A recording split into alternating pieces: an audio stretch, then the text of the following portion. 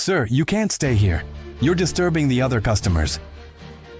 These were the cold words that echoed in the elegant dining room of the restaurant, cutting through the air like a blade.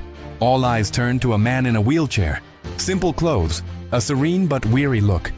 His name was Alfredo, a war veteran who had given everything for his country. And now he was treated like a nuisance. The waiter, with a tone of barely concealed arrogance, gestured to the door. "You must leave. This is a place of respect, not alms." The entire room fell silent.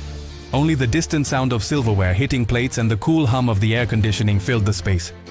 A group of young people chuckled softly at a nearby table. One of them whispered, "Look, the national hero is now begging for a plate of food. How embarrassing." The veteran didn't answer. He just looked down at his hands marked with old scars, trembling slightly. He held a worn envelope, inside a yellowed platoon photo, and a medal that gleamed even in the dim light of the restaurant. But nobody saw that. Nobody cared. The manager approached, irritated. "Please, sir," I asked politely, "this establishment is not a shelter. Leave before I call security." An older, curious customer watched from afar. He was frowning, as if something about the scene seemed familiar. Alfredo sighed, his voice breaking. "I just wanted a bowl of soup, that's all I can afford." The woman snorted, crossing her arms. "This isn't a soup kitchen. We have an image to maintain." And it was at that moment that a heavy silence fell over the room. A cold wind seemed to pass through the room, and even the laughter fell silent. The veteran took a deep breath and with difficulty swiveled his chair to leave. The ancient wheels squeaked, echoing like a lament. But before he reached the door, a deep voice echoed, "Wait, I know this man." Everyone turned. The older customer stood up, tears in his eyes and a trembling voice. You have no idea who is in front of you." The employees looked at each other, confused. The waiter tried to laugh to hide his discomfort. "Do you know this beggar?" "I doubt it."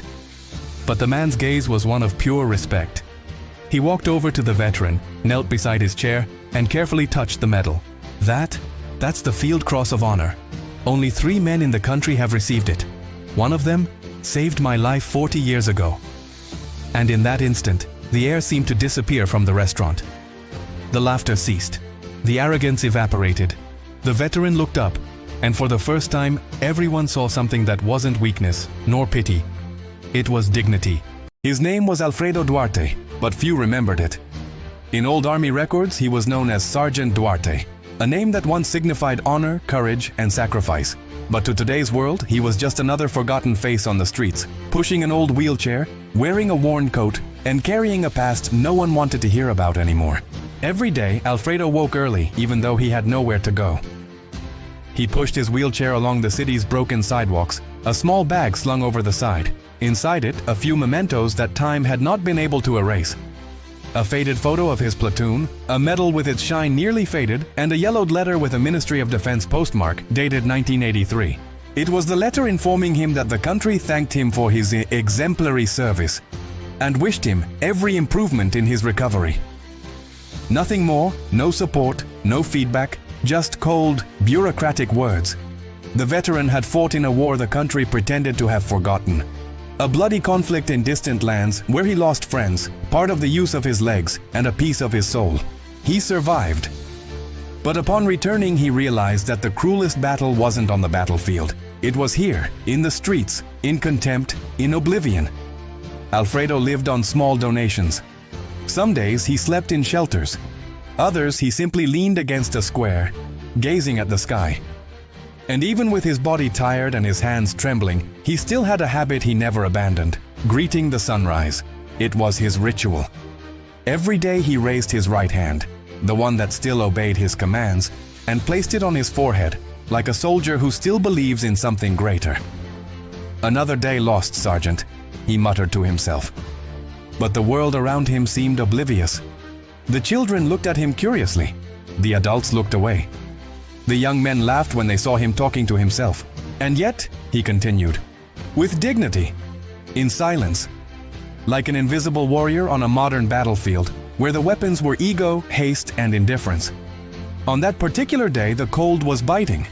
Alfredo had saved some coins he'd earned cleaning car windows at a traffic light for 3 days. He didn't want a handout, he just wanted hot food. As he passed the restaurant, the smell of soup made him stop. He remembered old missions, when the platoon would spend weeks eating cold rations, dreaming of the taste of something simple, something human. He took a deep breath and, with a mixture of shyness and courage, decided to go in. The wheels of his chair creaked as he passed the door.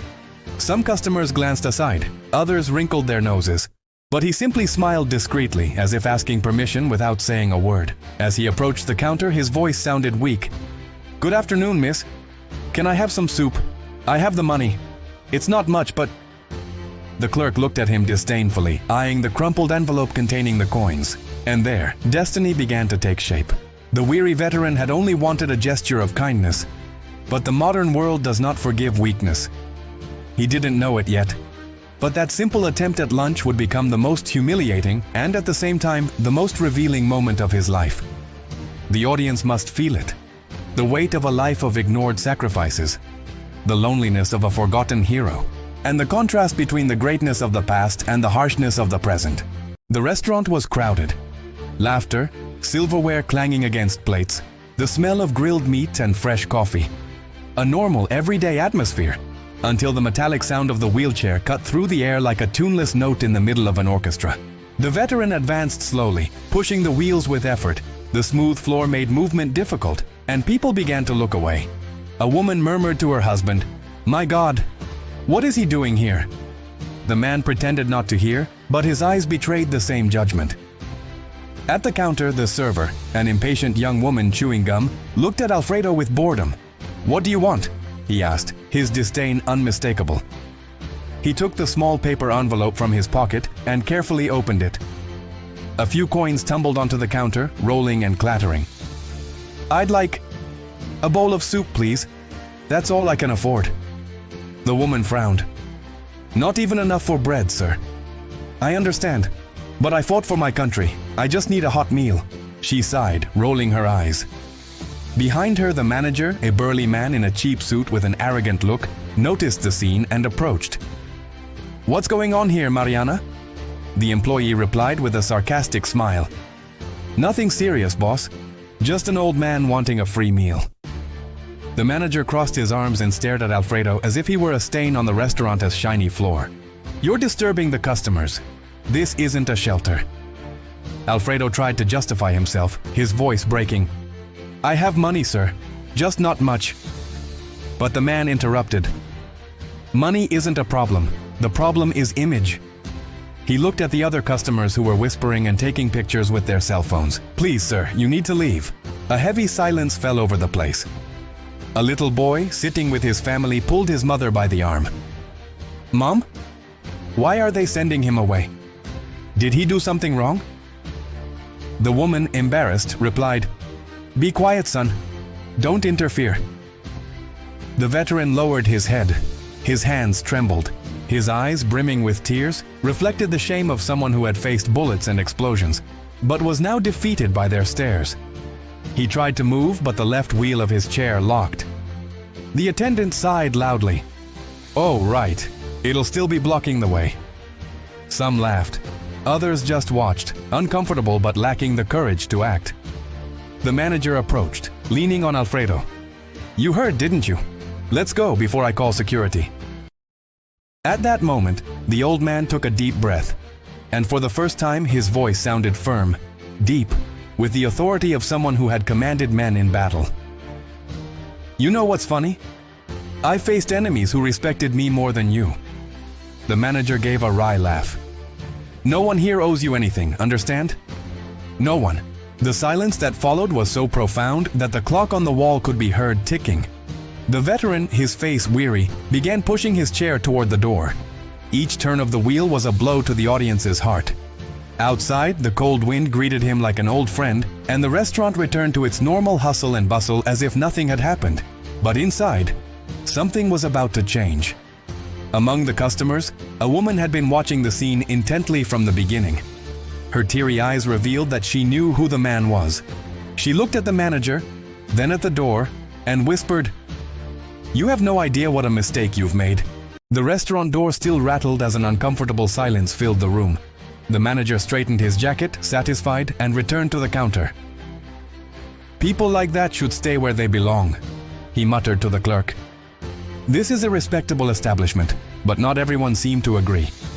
The woman who had been watching, a woman with gray hair and a firm gaze, slowly stood up, resting her hands on the table. "Do you have any idea what you just did?" he asked, his voice breaking. The manager frowned impatiently. "Ma'am, I was just keeping order. These kinds of people." "These kinds of people?" she interrupted indignantly. "Do you know who he is?" The entire restaurant stopped again. The silverware fell silent.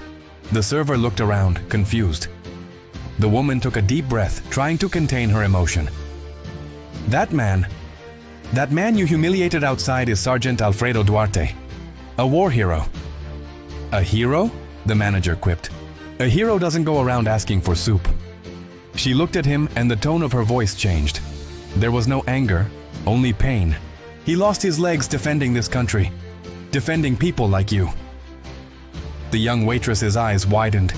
Some customers began to whisper, "I remember that name," a man said in the background. "My grandfather told me about him." The woman opened her purse with trembling hands and took out an old photo, yellowed with age. In it, a group of soldiers posed next to a helicopter, all dirty, with smiles that hid invisible scars.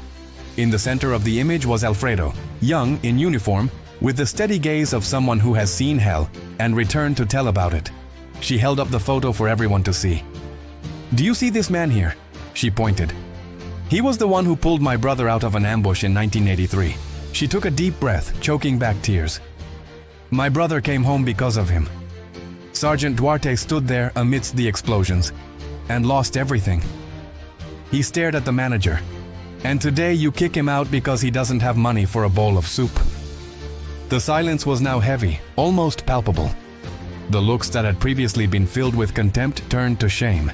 A young woman covered her mouth in horror. A man in a suit took out his cell phone and searched for the name Sergeant Alfredo Duarte online. And when he found the old news, headlines that spoke of bravery, medals, and a wounded hero. Regret began to spread like wildfire among everyone present. The manager paled. I didn't know," he stammered, trying to justify himself. "Of course I didn't know," the woman replied. "No one cares anymore." Outside, the veteran was still there, struggling against the wind to push his chair along the sidewalk. It was then that the silence in the restaurant was broken. The sound of hurried footsteps echoed, and the door opened with a bang. The manager rushed over to him, his eyes dazed and his voice trembling. "Mr. Alfredo, please wait." The old man turned slowly. His tired eyes reflected a mixture of distrust and pain. "I've caused enough trouble, son. Never mind." The manager swallowed hard. You were a soldier?" "Yes, I was," the veteran replied simply. "And sometimes I still am. Forgive me." The man's voice cracked. "I had no idea who you were." Alfredo only gave a slight smile. "Nobody ever does." The phrase hung in the air like a sentence, and in that instant, the manager realized this wasn't just a story about an old man in a wheelchair, but about an entire country being forgotten. The cold wind was still whipping Alfredo's face when he heard the sound of the doors opening behind him. This time, it wasn't laughter or whispers. It was hurried footsteps, trembling voices, and a heaviness that only brought regret. The manager approached, his gaze lowered, followed by the employee who had treated him with contempt. Behind them, a few customers also approached, among them the woman who had revealed her story. The old veteran stopped his chair and looked back. The silence that formed was almost sacred. For a few seconds, no one knew what to say. The manager stepped forward, his voice breaking. "Mr. Alfredo, I want to apologize. I acted badly. Very badly." Alfredo kept his gaze steady, tired, but not angry. "You just did what many do, son. Judge without looking them in the eye." The words fell heavily to the floor. The girl at the counter began to cry. "I didn't know who you were. I thought you were just another beggar." The veteran took a deep breath. "I understand," he replied calmly. "War teaches us to recognize when another's pain goes unheard. But it's sad when the enemy isn't out there, but within." The woman who had told her story approached and placed a hand on his shoulder. "You're an example, Sergeant. The world needs to remember what you did." The manager, overcome with guilt, looked into the restaurant. The tables that had previously been filled with laughter were now silent. People watched him, waiting for his action. It was then that he made a decision. "Starting today, this restaurant will have a reserved table," he said firmly. "A table that will never be occupied. It will have your name and the names of all the forgotten veterans." He turned to the customers and added, "Because as long as there's food here, no hero will go hungry." The audience, moved, began to applaud. 1, 2, then dozens of hands joined in a clap that echoed through the street. Alfredo, surprised, lowered his head. Her trembling hands gripped the armrest of her wheelchair tightly, and a single tear fell. He wasn't crying out of pity. He was crying because, for the first time in years, someone had remembered his existence. A young soldier among the customers approached, saluted, and said in a choked voice, "You deserve respect, Sergeant, from all of us who came after." Alfredo raised his right hand and returned the gesture. Even seated, his presence seemed to fill the entire space. At that moment, the entire restaurant stood, a silent and powerful gesture, like a salute of honor. The manager wiped away his tears and signaled to the waitress. She ran to the counter, filled a steaming bowl with soup, and placed it in front of the veteran. But this time, he didn't have to pay.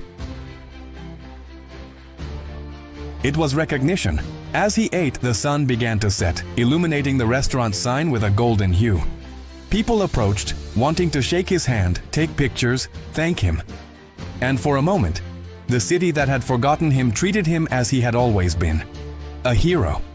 The plate was empty, but the silence that hung over the veteran spoke louder than any words. People still watched him, unsure whether to applaud or apologize. The manager, head down, kept his hands crossed over his chest, as if trying to hide the weight of shame. The young waitress, who had previously treated him with contempt, now wiped her tears with her apron. Old Alfredo took a deep breath. His eyes, marked by time and pain, reflected the soft glow of the sunset. He looked at each face there, and for the first time, he saw neither contempt nor pity. He saw respect, and perhaps regret. "You know," he began, his voice low but firm.